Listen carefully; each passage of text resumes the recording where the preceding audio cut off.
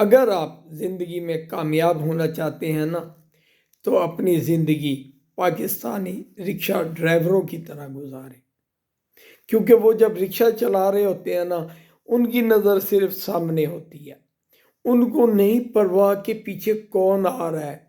کوئی رکشہ اور آ رہا ہے، کوئی موٹر سائیکل آ رہا ہے، کوئی گاڑی آ رہی ہے، کوئی ٹرک آ رہا ہے، کوئی بس آ رہا ہے، ان کا نظر صرف سامنے ہوتی ہے۔ یا جہاں انہیں کوئی سواری نظر آئے، کوئی دائیں ہاتھ پہ سواری نظر آئی فوراً دائیں ہاتھ پہ مڑ جاتے ہیں، اور اگر بائیں ہاتھ پہ نظر آئی فوراً بائیں ہاتھ پہ گئے۔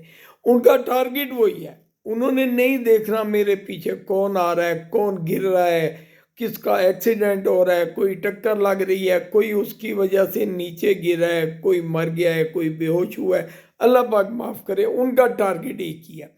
اس لیے میں کہتا ہوں کہ آپ لوگوں کا جو ٹارگٹ ہے نا وہ ایک ہونا چاہیے۔ آپ سیدھے راستے پہ جا رہے ہیں، آپ کو روکنے والے بہت سارے آئیں گے، کوئی پیچھے سے ہارن بجا رہا ہے، گاڑی پہ ہے، موٹر سائیکل پہ ہے، ٹرک پہ ہے، آپ نے اس کی طرف دھیان نہیں دینا۔